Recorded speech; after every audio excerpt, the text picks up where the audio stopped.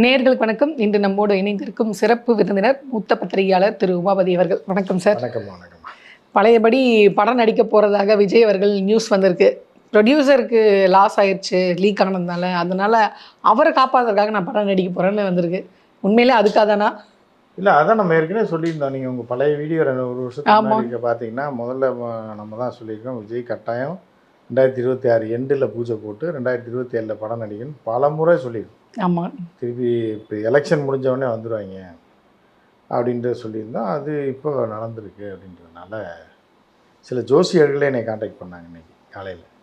நாங்கள் கூட ஜாதக கட்டத்தை வச்சு பார்க்கல, நீங்கள் எப்படி கரெக்டாக சொல்லியிருக்கீங்க, நீங்கள் மட்டும்தான் சொன்னீங்க அப்படிங்கிறது ஒரு மூத்த ஜோதிடர் கூட காலையில் சொன்னார், சொல்லியிருக்கீங்க அப்படின்னு.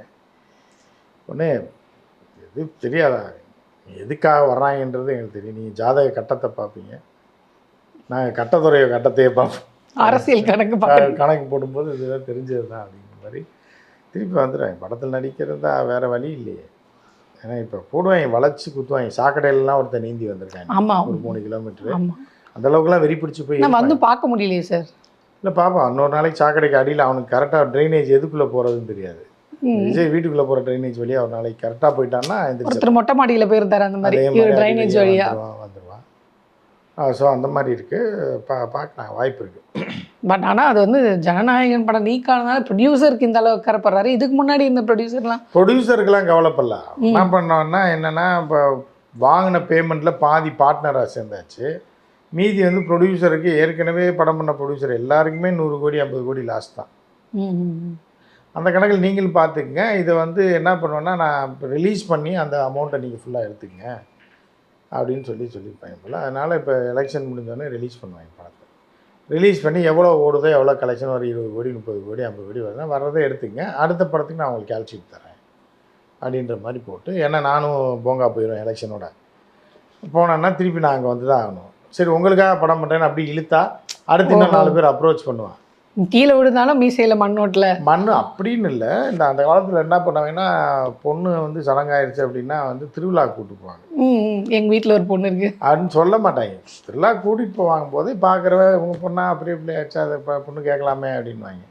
அந்த மாதிரி இப்போ திருவிழா கூப்பிட்டு போகிறாங்க ப்ரொடியூசர், திருப்பி சடங்கு பண்ணுறாங்களே. ஆமாம், விஜய்க்கு சடங்கு சுத்தணும்னு முடிவு பண்ணிட்டாங்க. என்னன்னா, அப்போ வெளியே வருது பிள்ளை அப்படிங்கும்போது அடுத்த படத்துக்கு கால்ஷீட் கேட்கலாம், 4 பேர் போட்டு கேட்டு வருவாங்க. கேட்கலாம். இப்போ மாப்பிள்ளை கேட்டு வருவாங்க, இப்போ இவ்வளோ தூரம் நல்லவராக இருக்கீங்க, நீங்கள் அரசியல்லையும் போங்கா போயிட்டீங்க, வீணாக போயிட்டீங்க, இவ்வளோ பேர் உங்களோட பாஞ்சு வந்து இது பண்ணால் கூட அது மாதிரி. இப்போ ஒரு உதாரணம் நான் சொல்கிறேன். இப்போ உள்ள இந்த 2K கிட்ஸ் இத்து போன இதில் பல விஷயங்கள் இருக்குது. என்ன இருக்குன்னா, 2K கிட்ஸ் 90 கிட்ஸ் இல்லை, 90 கிட்ஸ் வந்து படுமொக்க. அது 90 கிட்ஸில் வந்து பாதிக்கு மேலே வேஸ்ட்டு. ஸோ இதில் என்ன அப்படின்னு பார்த்தீங்கன்னா, அந்த சந்து சாய்ராம்னு ஒரு பாடகர் இருந்தான் தெரியுமா, சமீபத்தில் பயங்கர ஹிட் ஆச்சு. சரி, எல்லா படத்துலையும் பாடிட்டு இருந்தான், எல்லா படத்துலையும் ஒரு பாட்டு பாடிருப்பான். கொண்டாடினாங்க இந்த 2K கிட்ஸ் 90 கிட்ஸ். அவன் பார்த்தா குளிர் காய்ச்சலில் படுத்திருக்க 90 வயசு கிழவை மாதிரி பாடுவான், புரியுதா? அவன் வாய்ஸும் ஒரு மேல் வாய்ஸாகவே இருக்காது. சரி, ஒரு ஒரு ஃபீமேல் அட்ராக்ட் பண்ணால் மேல் வாய்ஸாக இருக்கணும், மேல் அட்ராக்ட் பண்ணால் ஒரு ஃபீமேல் வாய்ஸாக இருக்கணும், இல்லைன்னா ஒரு கம்பீரமான வாய்ஸாக இருக்கணும், இல்லை ஒரு தெய்வ குரல், ஒரு ஜெயசுதாஸ் மாதிரி இருக்கணும், இல்லைன்னா வந்து ஒரு இப்போ இவர் மாதிரி டிஎம்எஸ் மாதிரி பல குரலில் அப்படியே கணீர்னு பாடுற மாதிரி இருக்கணும். எதுவும் இல்லாத ஒரு ஆகாவலியை கொண்டாடினாங்க.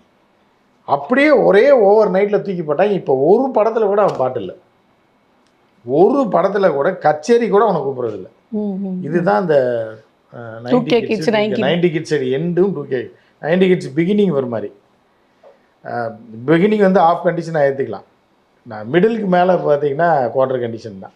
அதுக்கப்புறம் 2000 கிட்ஸ் வந்து நீங்கள் சொல்லவே வேண்டாம். ஸோ அதனால் வந்து எதுக்காக இவங்க பாயிறாங்கன்னு தெரியாது. கடைசியில் அவனே தூக்கி போட்டு மிதிச்சிடுவாங்க, மிதித்து காலி பண்ணி.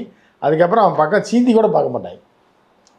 அந்த பாடகர் பார்த்தீங்கன்னா எல்லா படத்துலையும் அவன் பாடினான். கடைசி இளையராஜா வேணான்னு சொன்னவரையும் ஒரு லூசு கம்னாடி டைரக்டர் வம்பா இல்லை இந்த படத்தில் இது பாடியே ஆகணும், ஒரு பிச்சைக்கார மாதிரி ஒரு இது வேணும், வாய்ஸ் வேணுன்றக்கா பாட வச்சாங்க. இளையராஜா அப்பயே தலையால் அடிச்சு. இளையராஜா அவர் ஞானி இல்லை, அவர் கண்டுபிடிச்சிடுவார் கரெக்டாக. வேலைக்கு ஆகாத ஏதோ இவங்க பின்னாடி ஓடுறாங்க, நீங்கள் கண்டுது திருப்பி அப்படியே விட்ட உடனே புரியுதா உங்களுக்கு? புரியுது. திருப்பி இப்படி ஓடி விட்டாங்க. என்ன எதுக்குடா கொண்டாந்தீங்க, ஏன்டா தூக்கி ஏன் போட்டீங்க? நீங்கள் தூக்கி விட்டீங்கன்னு அவனுக்கு தெரியாது. அவர் என்னன்னா அமெரிக்காவில் உட்காந்து பாடி அனுப்புவார்.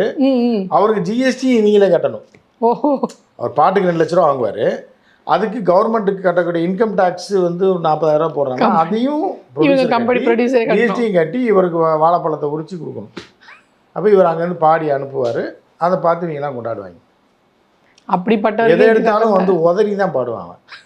புரியுதா? பாட்டெலாம் கேட்டிங்கன்னா தெரியும். இப்போல்லாம் கேட்கவே முடியாது, காது கொடுத்தே கேட்க முடியாது. இப்போ 2 வருஷத்துக்கு முன்னாடி வந்த பாட்டை கூட கேட்க முடியாது.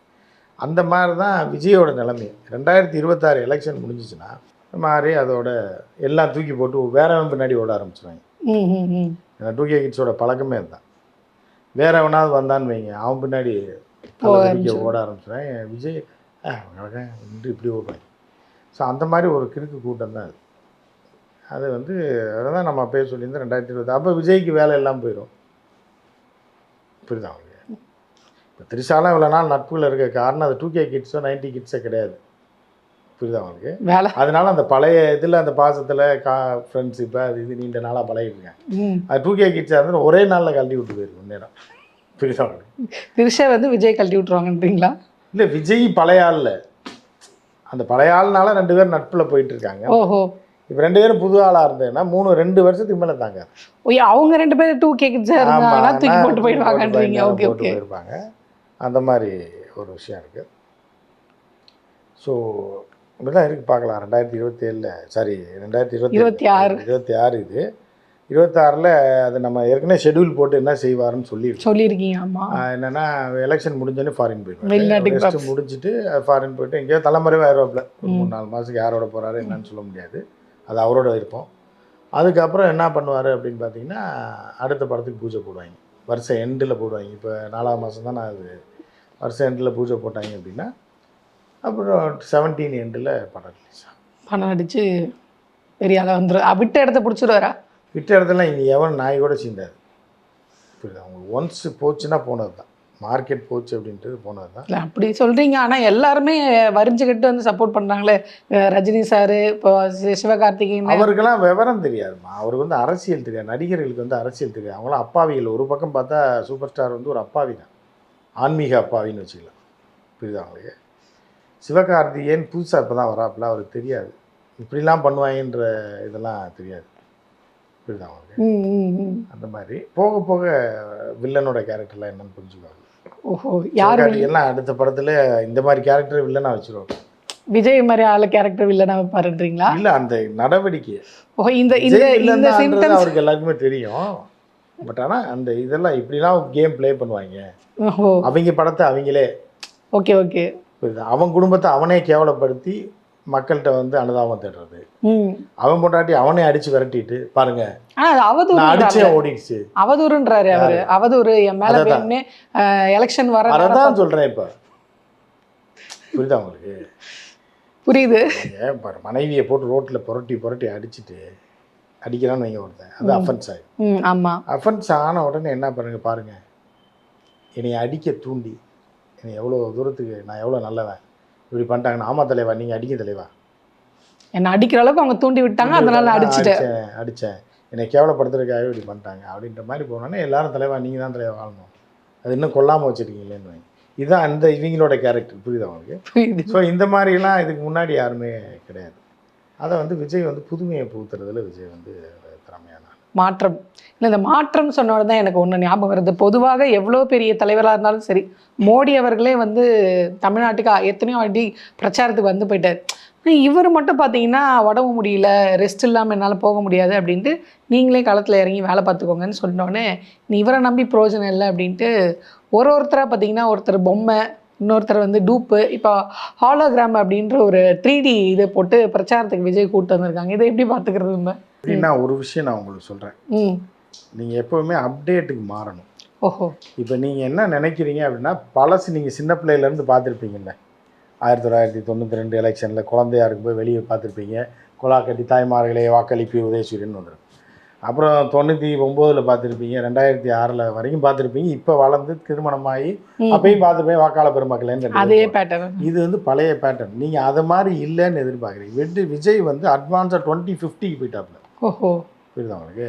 நீங்கள் அப்படி தான் பார்க்கணுமே தவிர இது அவர் பின்னோக்கி இருக்காருன்னு பார்க்கக்கூடாது. புதுமையை புகுத்தி எங்கேயோ போயிட்டாருன்னு. சரி சரி. நீங்கள் நினைக்கிற மாதிரி பிரச்சாரம் இல்லைன்றதுக்காக விஜய் வந்து ஒரு கூமுட்டான்னு நினைக்கிறீங்க. அப்படி நினைக்கக்கூடாது நீங்கள். நான் ஏன் லேட்டஸ்ட் இல்லைம்மா, நீங்கள் அப்படி தானே பார்க்குறீங்க. இப்போ உங்கள் பார்வையில் பார்க்கும்போது என்ன தெரியுது, ஆள் இல்லை, பிரச்சாரம் இல்லை, எப்படி அவன் ஜெயிக்க போகிறான்னு. ஆனால் விஜயோட ஸ்டைல் வேறு. பொம்மையை வச்சு ஜெயிப்பாப்புல. ஓஹோ. அந்த மாதிரியான ஒரு காலம் இப்போ. அப்போ நாளைக்கு சட்டமன்ற முதல்வர் ஆகிட்டாருன்னா சட்டமன்றத்துக்கு போனால் இதே போக வேண்டியது இல்லை. ஒரு கட் அவுட்டை கொண்டு அங்கே வச்சுட்டு வந்துடுவாங்க யாராவது காலையில். புரியுதா அவங்க? எதிர்கட்சி வரிசையில் உட்காடுறாருன்னா உட்கார்ந்த மாதிரி ஒரு இதை செஞ்சு ப்ளைவுட்டில் செஞ்சு வச்சுருப்பாங்க இங்கே. அந்த டைம் 10 மணி ஆச்சுன்னா கொண்டு போய் அதை வச்சுட்டு வந்துடுவாங்க. வச்சுட்டு ஒரு ரெக்கார்டர் ஆன் பண்ணிட்டாங்கன்னா பேசுறது பூரா ரெக்கார்ட் ஆகிடும். சாயந்தரம் போய் தூக்கிட்டு வந்து விஜய்கிட்ட போட்டு காட்டுவாங்க. அவ்வளோதான். அட்வான்ஸாக போயிட்டுருக்கேன்.